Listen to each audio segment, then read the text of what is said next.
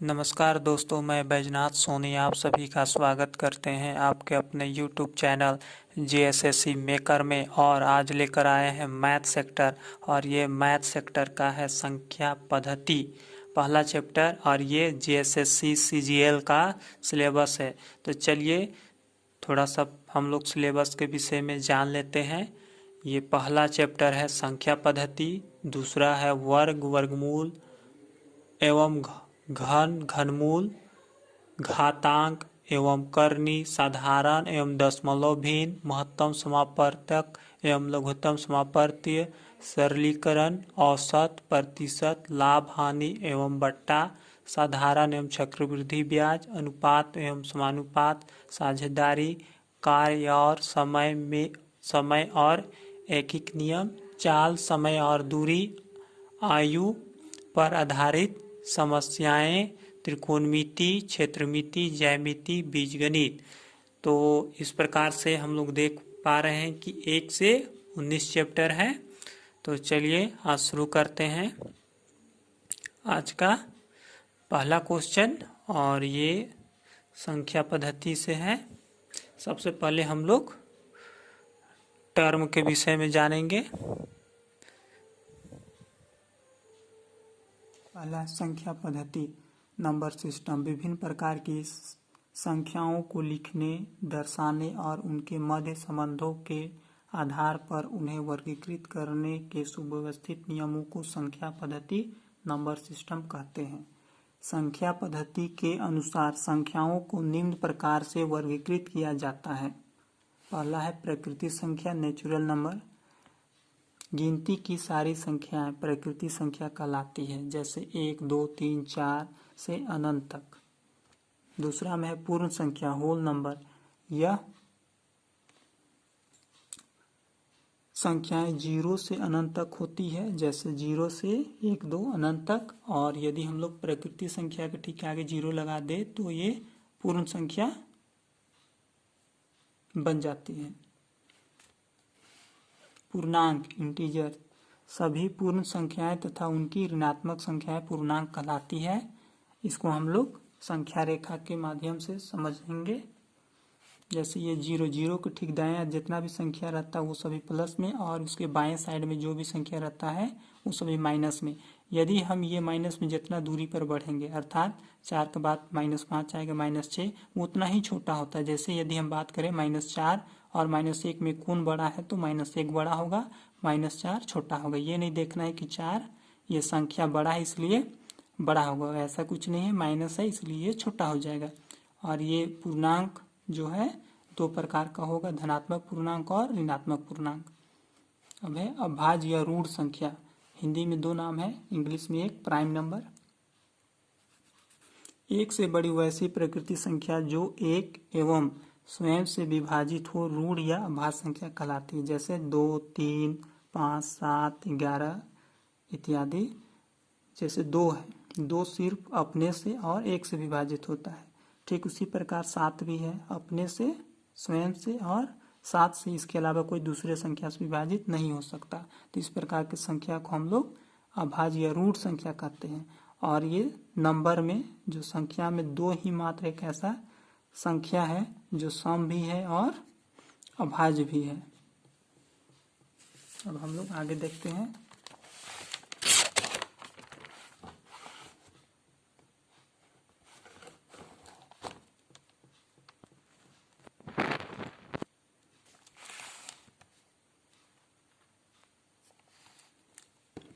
भाज्य या यौगिक संख्या, कंपोजिट नंबर। वैसी प्रकृति संख्या जो एक एवं स्वयं के अतिरिक्त कम से कम एक दूसरी संख्या से भी विभाजित हो उसे अभाज्य या यौगिक संख्या कहते हैं। जैसे 4, 6, 8, 9, 10। जैसे 4 की यदि बात करें तो 4 अपने से भाग लगेगा, 2 से लगेगा। उसी प्रकार 6 है, 3 से भाग लगेगा और 1 अपने से 6 से। तो इस प्रकार की संख्या को हम लोग भाज्य या यौगिक संख्या कहते हैं।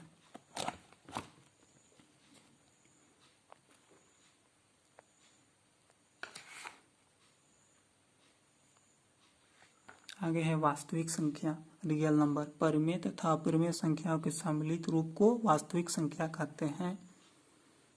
7 नंबर में है सम संख्या, इवेंट नंबर। वे सभी संख्याएं जो 2 से भाग देने पर पूरा पूरा भाग लग जाता है उसे सम संख्या कहते हैं। जैसे 2, 4, 6, 8, इसको यदि हम 2 से भाग देते हैं तो पूरा पूरा भाग लग जाता है।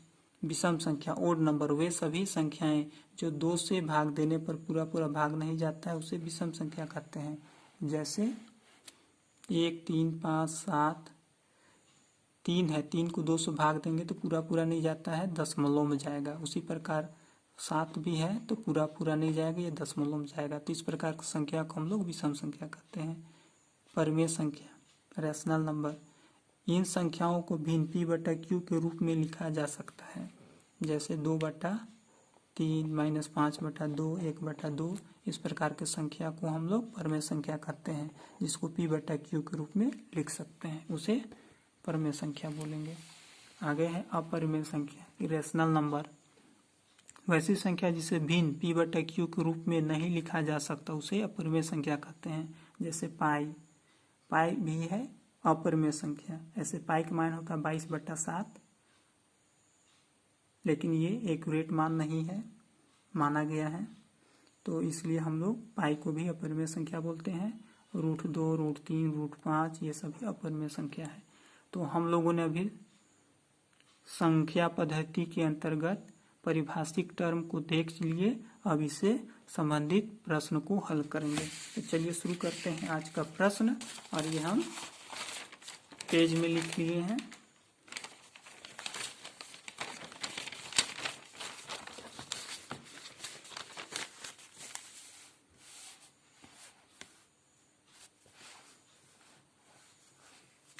आज का ये पहला सवाल है। यदि 1 + 2 + 3 + 4 + 100 = 100 तो x का मान ज्ञात कीजिए। तो इस प्रकार के प्रश्न को हल करने के लिए एक फॉर्मूला है। ये फॉर्मूला होता है n × n + 1/2। अब इसमें हम लोग बैठा देंगे n के जगह में ये 100, तो 100 हम लोग लिखेंगे। यहाँ पर इंटू, इसका मतलब होता है गुना। अब n के जगह में 100 में हम लोग 1 जोड़ेंगे तो होगा 101। अब नीचे फॉर्मूला के अनुसार 2, इसको काटेंगे, 2 × 1 = 2, तो कितना बार में जाएगा 50। ये 50 और 101 को गुना करेंगे तो ये हो जाता है 50/50। ये ऑप्शन पहला आ गया। ये दूसरा प्रश्न देखते हैं। प्रथम 50 प्रकृति संख्याओं के योग होगा। इसमें से क्या हो सकता है? 4 ऑप्शन है। तो इस प्रकार के जितना भी प्रश्न पूछेगा, 1 से लेकर 60 के संख्या का योग क्या होगा, या पूछे 1 से लेकर 45 तक की संख्या का योग क्या होगा, तो उसके लिए एक ही फॉर्मूला है, n × n + 1/2। इसमें भी वही चीज़ लगेगी, वही फॉर्मूला। तो यहाँ 50 बोल रहा है तो यही फॉर्मूला हम लोग बैठा देंगे। यहाँ पर लिखेंगे 50, यहाँ पर क्या हो जाएगा, ये फॉर्मूला में बैठाएंगे तो 50 में 1 जोड़ेंगे तो हो जाएगा 51, और नीचे 2, इसको काटेंगे तो कितना बार में 25 बार में, और 25 और 51 को गुना करेंगे तो हो जाएगा 1275। ये ऑप्शन 3 है। तीसरा नंबर है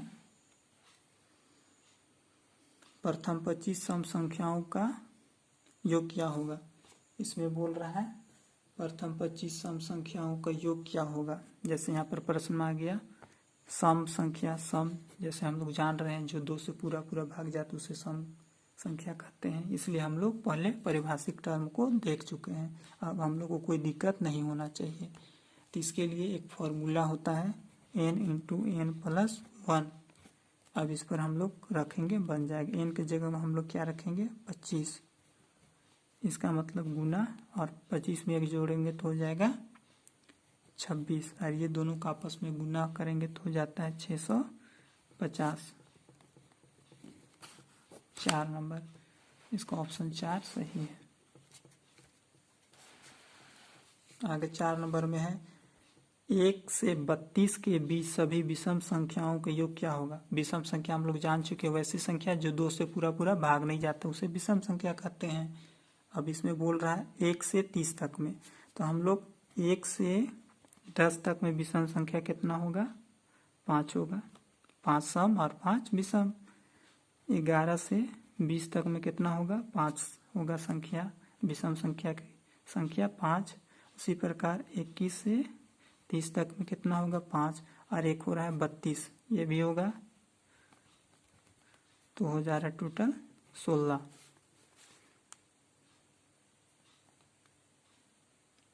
टोटल हो जा रहा है 16। और इसका फॉर्मूला क्या होता है? विषम संख्याएं के योग। तो योग निकालने के लिए फॉर्मूला आता है n स्क्वायर। तो n के स्क्वायर के जगह में हम लोग क्या रखेंगे? 16 के स्क्वायर। 16 का वर्ग कितना होता है?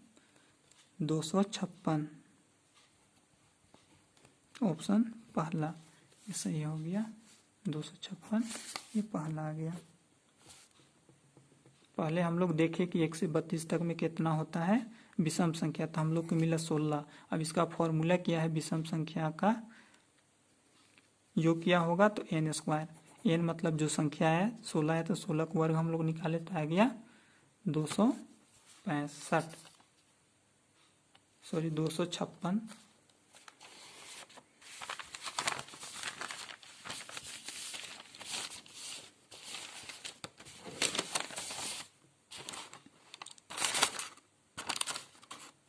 अब आगे प्रश्न है संख्या 32907 5 में 7 के स्थानीय मान और जातीय मान में अंतर है। स्थानीय मान कैसे निकालेंगे? इसमें बोल रहा है 7 का स्थानीय मान। तो पहले हम लोग जो 7 है उसको लिखेंगे।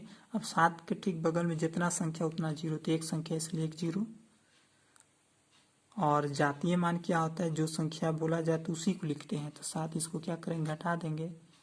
10 में 7, 3 यहाँ बचा 6। कौन सा ऑप्शन आया? 4 नंबर। 4 नंबर आ गया। यदि यहाँ पर बोलता है कि 2 का स्थायी मान क्या है, तो हम लोग 2 लिखते और 2 के ठीक बगल में कितना संख्या? 1 2 3 4, तो 4 जीरो बैठा देते। इस प्रकार से स्थानीय मान निकाला जाता है। और जातीय मान जिसको बोला जाए वही संख्या को लिख देते हैं।